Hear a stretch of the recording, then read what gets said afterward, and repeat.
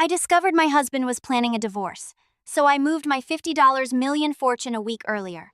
My name is Isabella Jones, and until last week, I believed I understood my life. 8 years of marriage to William Jones had taught me routine.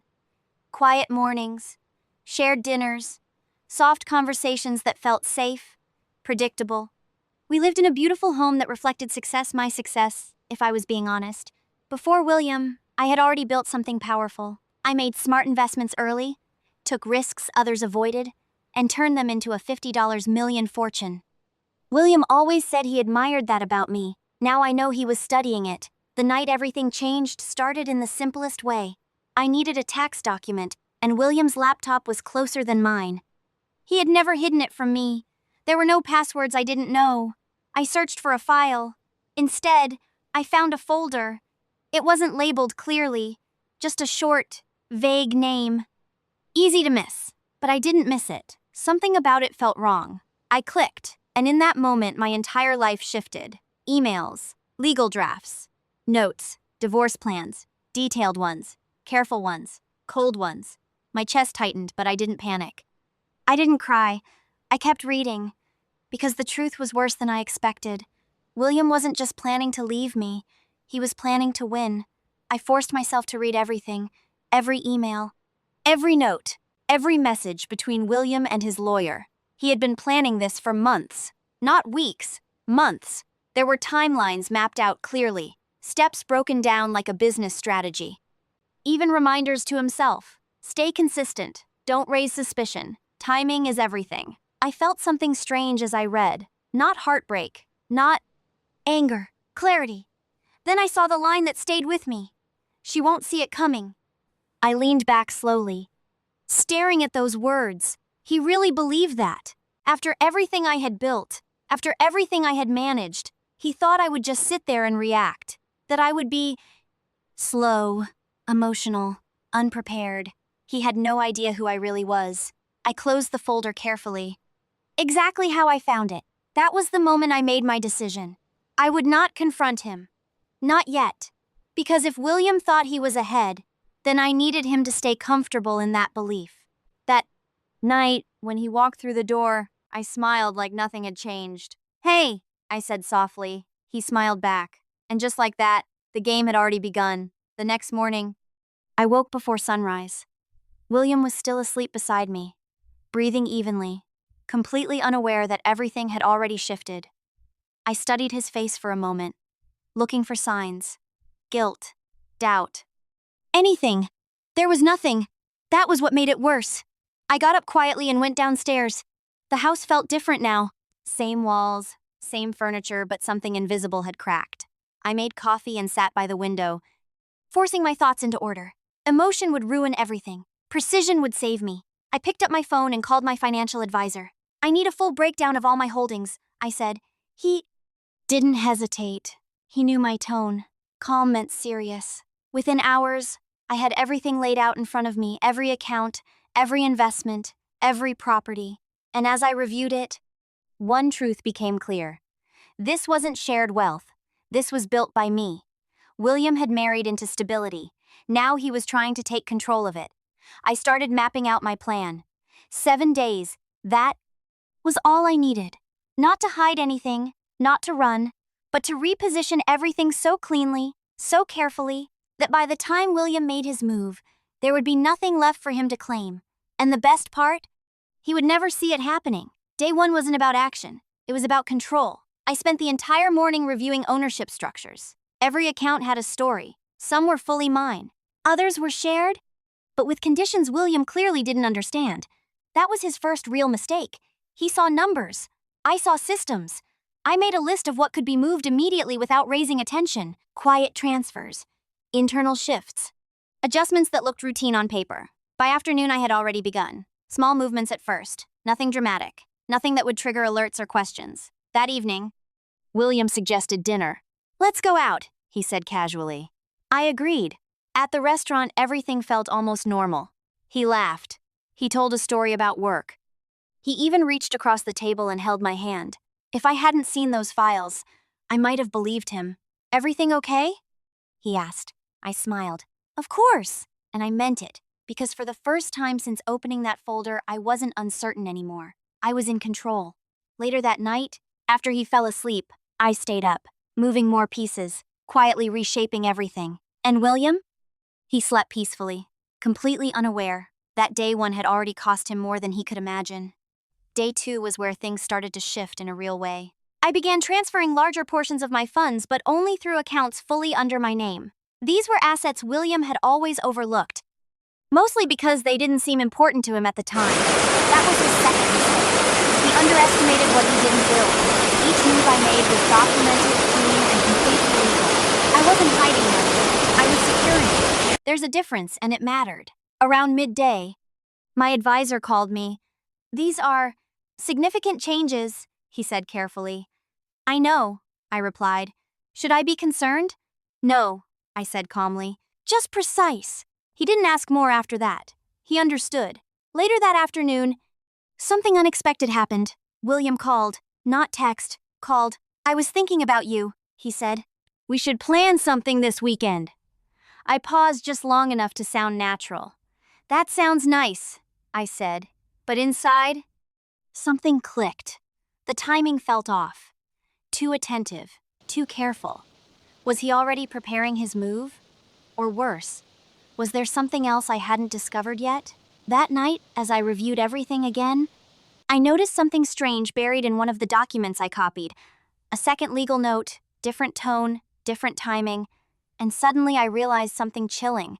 William's plan might be bigger than just divorce. I didn't sleep much that night. That second legal note stayed in my mind like a quiet alarm I couldn't turn off. It wasn't as polished as the rest of the documents.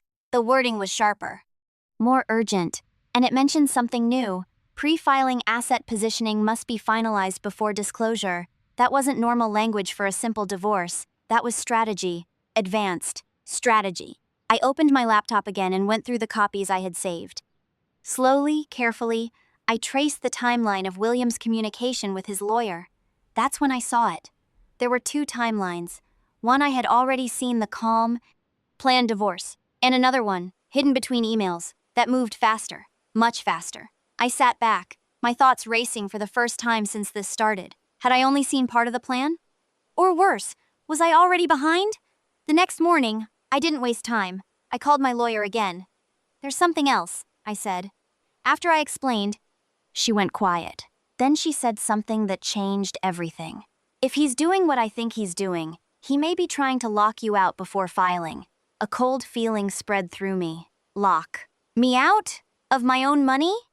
No, that wasn't going to happen. Not to me. Day 3 started differently. This wasn't just about protecting what was mine anymore. This was about staying ahead. If William had a second timeline, then my 7-day plan might not be enough. I needed to accelerate, but without making it obvious. I reviewed every shared account again, this time with sharper focus. That's when I found it. A pending authorization request. Small, easy to ignore, but it didn't come from me. It was tied to one of our joint investment accounts, and it was scheduled to activate in 3 days. My chest tightened. That wasn't random. That was planned. If it went through, it could shift control. Not fully, but enough to create problems. Enough to slow me down. And in a situation like this, delay was dangerous. I acted immediately. I contacted the institution, asked questions, and requested a review under my authority as primary contributor. Everything I said was calm, controlled. But inside, I was moving faster now, because this confirmed it. William wasn't just preparing for divorce. He was preparing to take control before I even had a chance to react. But what he didn't know was that I had already reacted. That afternoon, I did something I hadn't planned to do. I went deeper, back into William's laptop. This time, I wasn't just looking. I was searching. I knew what patterns to look for now: hidden drafts, renamed files, email chains that didn't match the main story. And I found them. A second folder, more carefully hidden than the first. If I hadn't been paying attention, I would have missed it completely. Inside were shorter notes, less polished, more direct, and one line stood out immediately. "Once transfer authority is secured, file immediately." My pulse slowed, not sped up, slowed, because everything suddenly made sense. The divorce wasn't the first move, it was the final move. The real plan was control, gain, access, shift authority, then file, clean, fast, effective. He thought I would be reacting to the divorce, while he was already holding the advantage. I closed the laptop slowly. Then I smiled, because now I understood everything. And once you understand the full game, winning becomes a lot easier. Day 4 became a turning point. I stopped playing defense and started playing ahead. The pending authorization request I found earlier, I didn't just block it. I redirected the situation entirely. Using my position, I restructured the account into a format that required dual confirmation for any major change. That meant William couldn't move anything without me. But more importantly, it meant his plan would fail quietly. He wouldn't know right away. He would just hit resistance, confusion, delay, exactly what he had planned for me. That afternoon, he texted me, "How's your day going?" I stared at the message, then replied, "Busy, but good." A few minutes later, he sent another, "We should talk soon." There it was again. The timing, the pressure. He was getting ready, but now so was I. That evening, he came home earlier than usual. He watched me closely, subtly, like he was checking for something. A reaction, a sign. I gave him nothing, just a calm smile. And that's when I realized something important. He was starting to feel it, not the truth, but the shift. And that meant one thing. Time was running out, for both of us. Day 5 didn't feel like planning anymore. It felt like execution. Every major asset was now secured under structures William couldn't touch. Trust layers, private holdings, long-term allocations, all clean, all documented, all legally mine. But I didn't stop there, because now I knew something he didn't. His plan depended on timing, so I changed the timing. I accelerated everything, closed what needed closing, finalized what needed finalizing. By midday, it was done. Not almost done, done.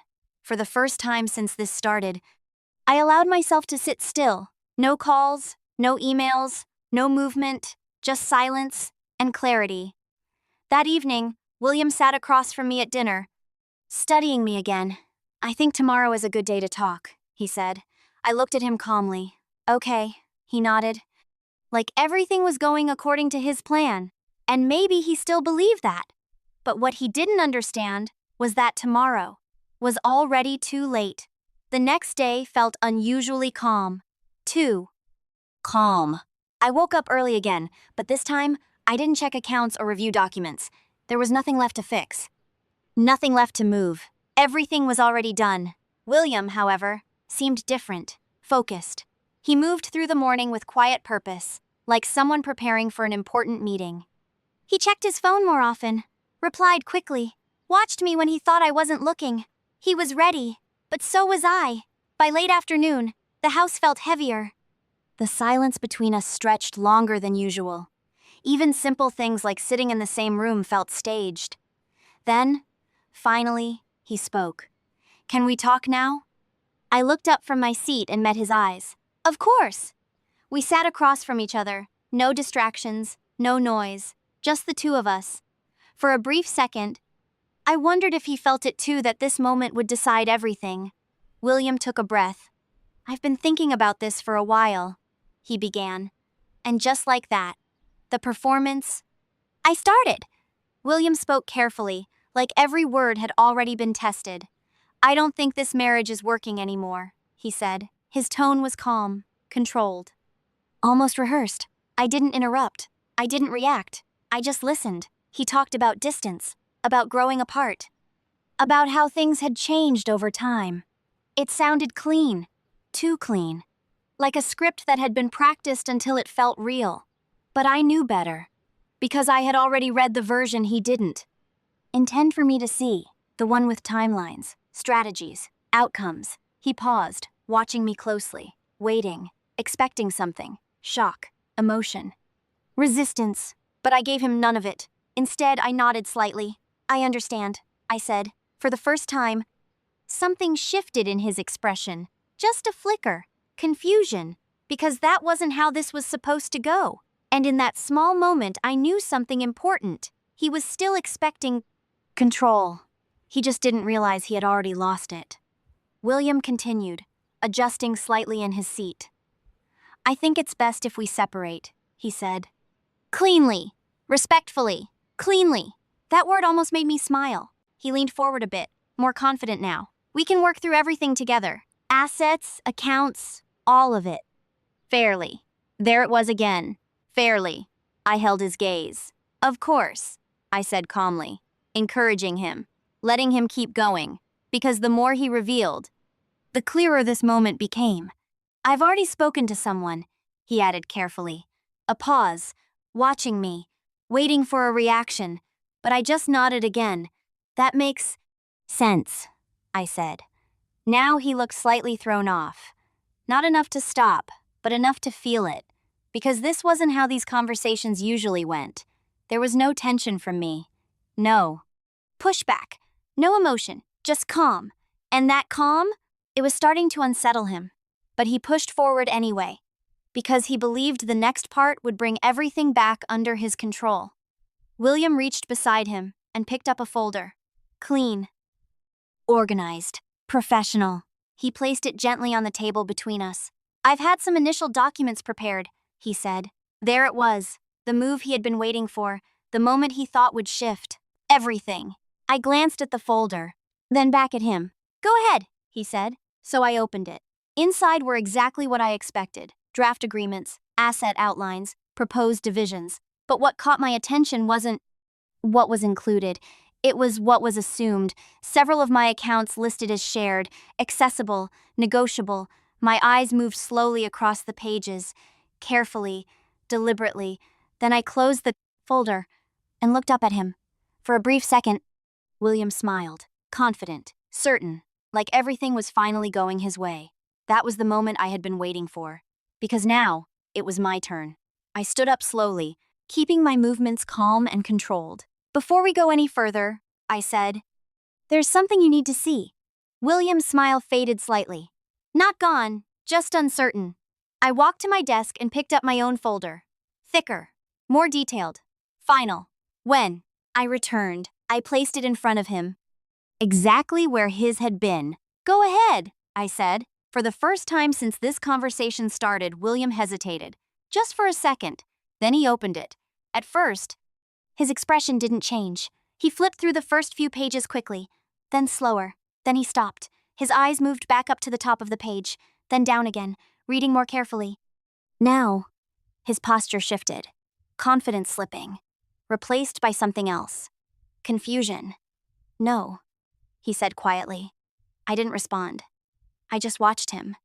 Because right then, William Jones was seeing the truth for the first time. And the truth was not what he had planned for. William kept flipping through the pages, but now his movements were slower, careful, like he was hoping he had misunderstood something. These accounts, he said, his voice tighter than before. They're not accessible. No, I said calmly. They're not. He looked up at me, searching my face for something panic. Maybe doubt. But I gave him nothing.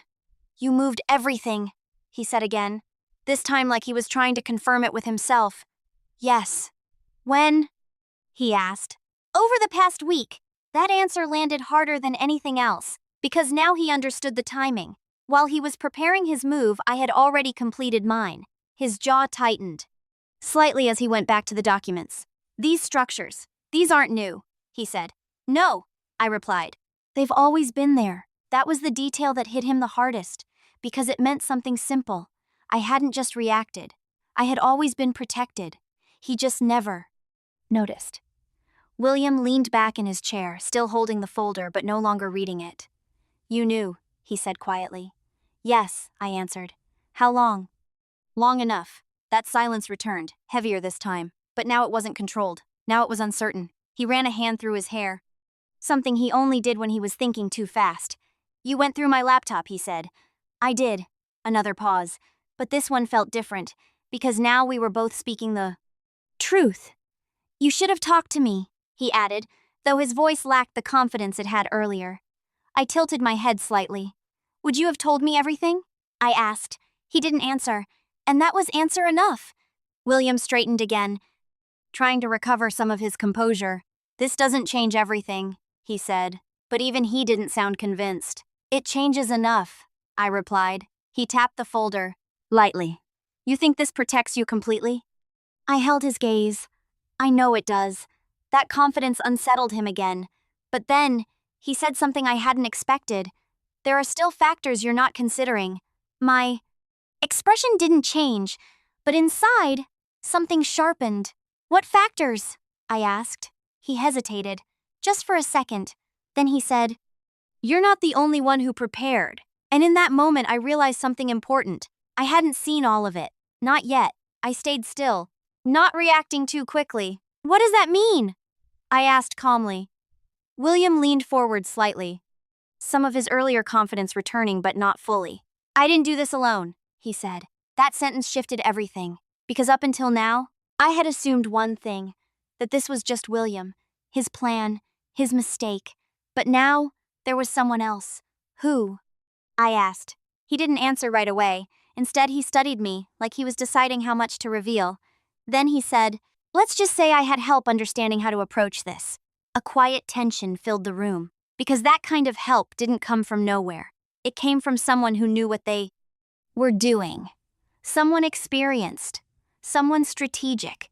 And suddenly, this wasn't just a broken marriage. It was something much more calculated.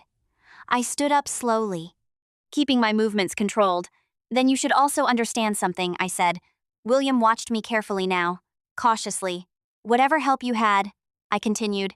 They didn't know everything. He frowned slightly. What do you mean? I met his eyes fully. They didn't know me. That silence returned again. But this time, it felt different. Because the balance had shifted. Not just slightly, completely. William looked down at the folder again, then back at me.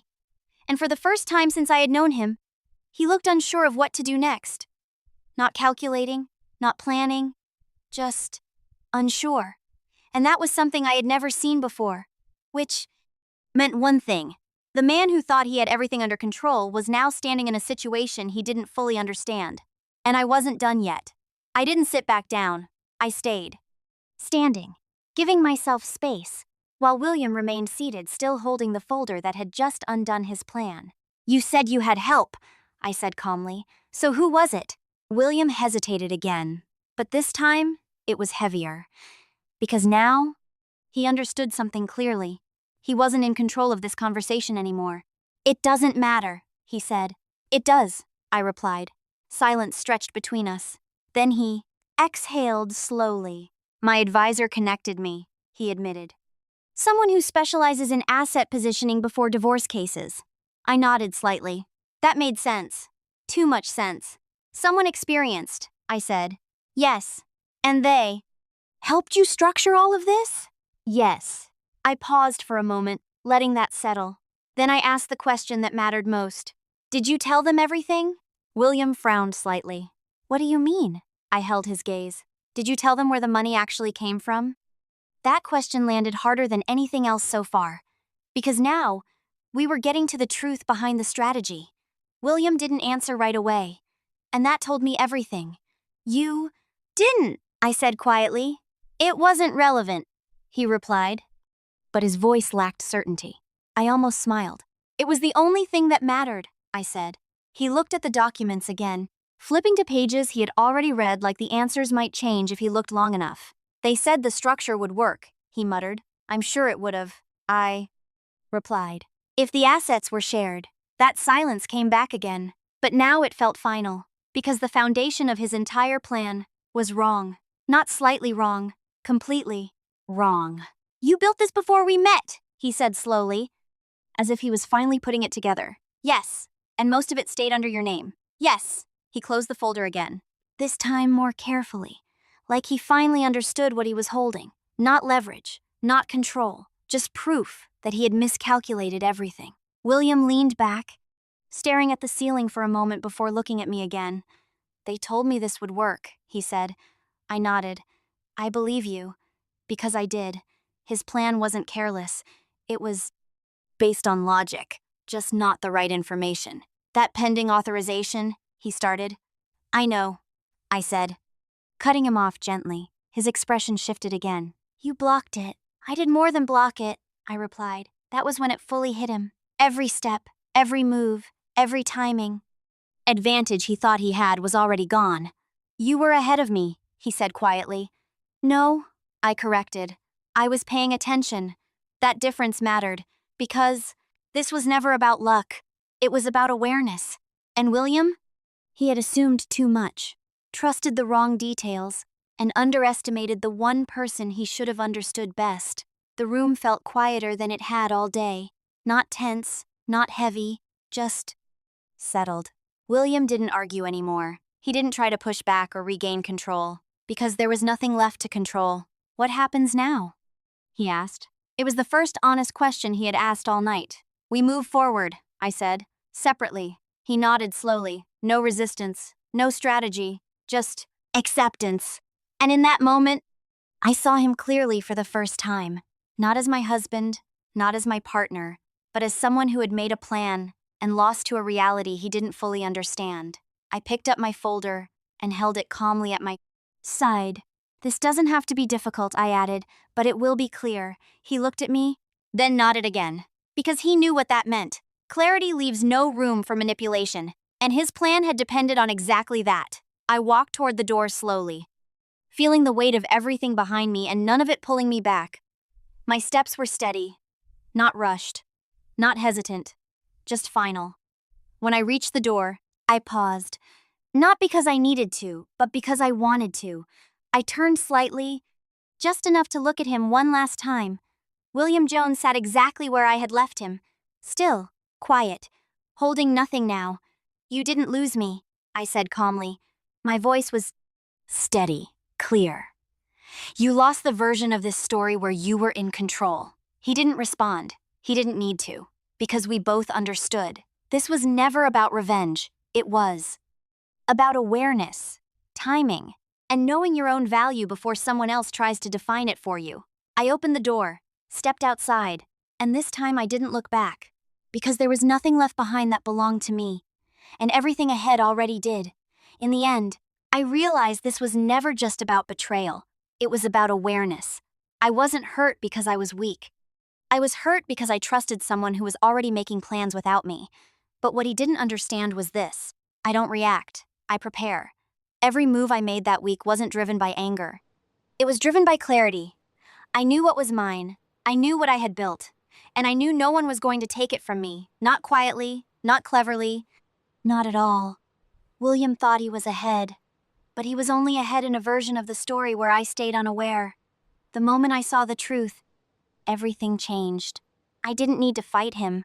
I just needed to make sure there was nothing left for him to take. Because real power isn't loud. It's quiet, controlled, and already in motion before anyone else even realizes there's a game being played. Thanks for listening, my story. In the next part, I'll be sharing what happened after I left and the unexpected struggles my ex faced once everything fell apart. If Avenyx allows it, I'll tell the rest. Until then, thank you, and goodbye for now.